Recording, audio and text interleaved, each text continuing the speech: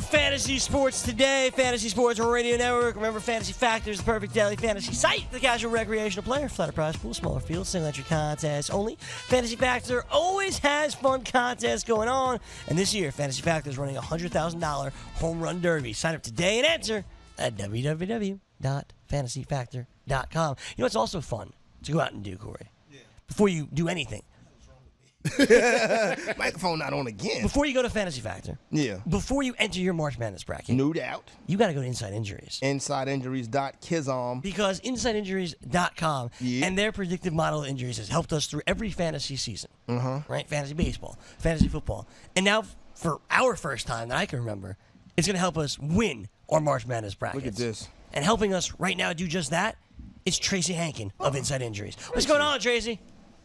Hey, guys. Nice to see you. I haven't seen you in a while. I know. It's good to see you. How are you? It's been too long. We're doing well. We're doing well down here. We are, as you said, all in the thick of it related to March Madness, but super fun. A good new thing for us to dig into. Nice. I'm looking forward to checking out the content and asking you about some of these players because we like to get our March Madness thing rocking too. So let's start off with probably the most important injury. Yeah, go right ahead, man. I didn't say anything. Oh, okay. You're talking. You're so no, looking. I'm saying, son. You know, some of us don't dive our heads into our computers when somebody else is talking. I feel like you was coming for me. Well, anyway, I'm sorry, Miss Tracy, that we had to do this in front of you. But I would like to know about Michael Porter. Yeah, Michael Porter from Mizzou. So definitely one of the hottest injuries that we've been asked about over the past few days. As most people know now, he injured his back in the first game of the season. He underwent surgery, what's called a microdiscectomy. I can't say that as well as Dr. A, I'd love to hear Corey. I know what it is. At least I know what it is. So what they do during that surgery, just to be real simplistic about it, is they go in his case, they went in between L3 and L4 in his spine, in his spinal column, and they remove portions of the herniated disc to relieve pressure on the spinal nerve column itself and give him a little bit more comfort, ability to get mobility back and play, come back to some of that quickness that he had before. So he played one game in the SEC tournament, and as long as he continues to progress the way he has progressed, we expect that he may not be back to peak performance for the tournament, but he's going to really help Mizzou out as they make a run for it. All right, let me ask the obvious follow-up questions to that. Number one, Michael Porter's 18 years old. Same thing. How does someone's back get so screwed up at 18 years old?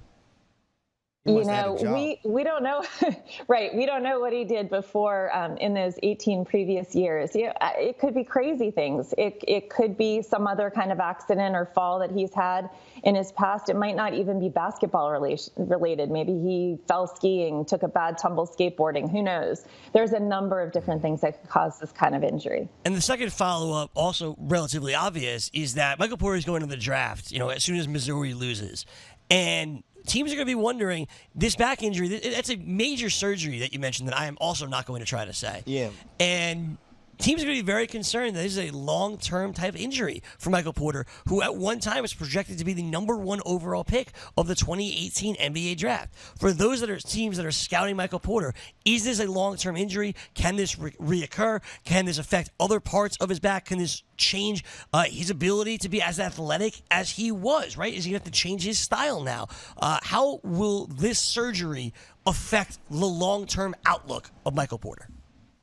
Right. Great question. So I think one of the benefits that the NBA will have in terms of looking at him will be that they'll be able to see how he performs in a serious game situation where he's going to definitely play hard for the minutes that he's in. So they'll be able to see a little peek at durability and ability to perform here as he gets into the tournament. So that's number one. Number two, there's a whole long medical history that they would have access to. So they would be able to have a little more information than what we have access to today to be able to make those kinds of decisions.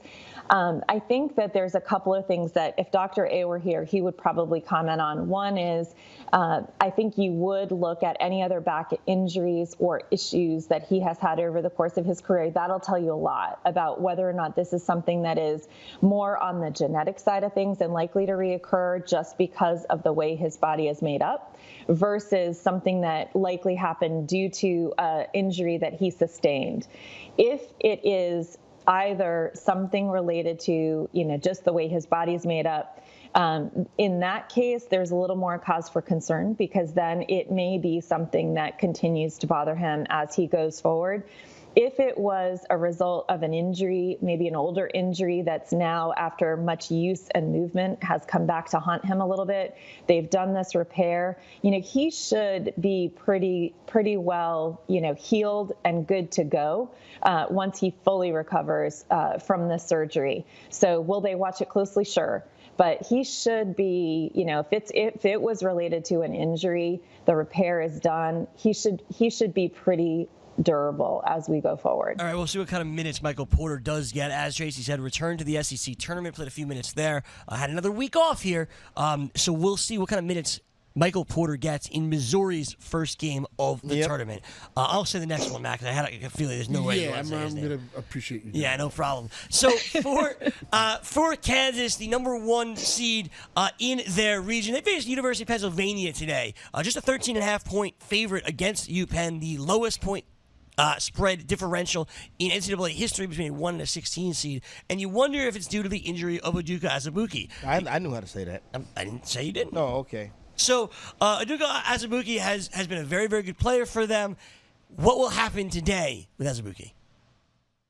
Yeah, so this MCL sprain, so first of all, he's a big guy. And whenever we have big guys with lower extremity injuries, we have to express some caution for sure. So he injured this knee about a week ago at practice.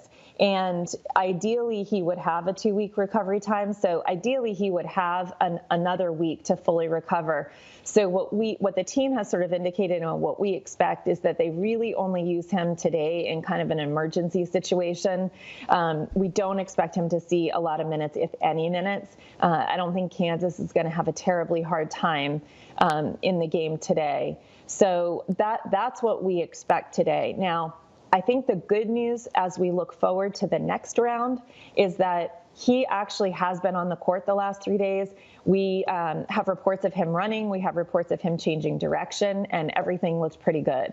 So, fingers crossed here. And from a medical perspective, we believe that in the next round, he will be able to play some extended minutes, not probably his full minute component that we typically see him play an average of 24.3 minutes per game.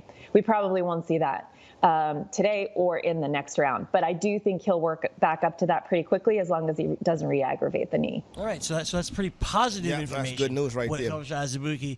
I do like saying Azubuike. We're talking to Tracy Hankin from Inside Injuries. One more particular college basketball injury I do want to ask you about before we get into a more universal type thing. But DeAndre Hunter for Virginia. I want to ask about DeAndre Hunter. Go right ahead. No, go ahead now. You already started, Greg. DeAndre Hunter is the 6th man of the year in the ACC, a major player for Virginia. How much will his injury affect them in this tournament? They were the favorites before he went down. According to the 538, they are now the second favorites behind Villanova. How much does this DeAndre Hunter injury, his wrist injury, affect Virginia? Yeah, so it affects our Virginia so much that I had to come on and talk to you guys this morning because our Virginia couldn't do it. She was devastated. We had in our Inside Injuries bracket that we did based on medical expertise, we had Virginia going all the way until this happened. So it is a huge impact to Virginia, devastating actually. His recovery time is 10 to 12 months.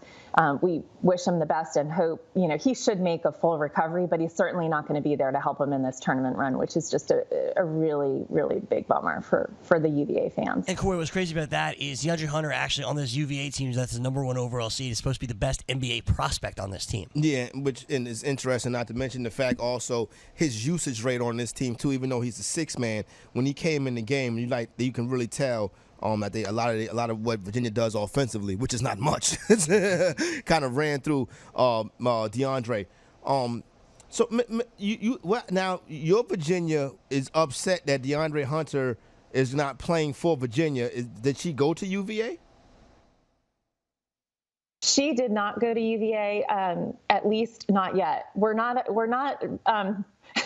we believe there may be a possibility that she may go to that school for grad school. Oh. So we're she's looking at that, but she has had a ton of family members go to UVA. Nice. So it's one of those, it has a special place in her family's heart, and there's a number of UVA fans in her house. And she's named Virginia. And she's named Virginia.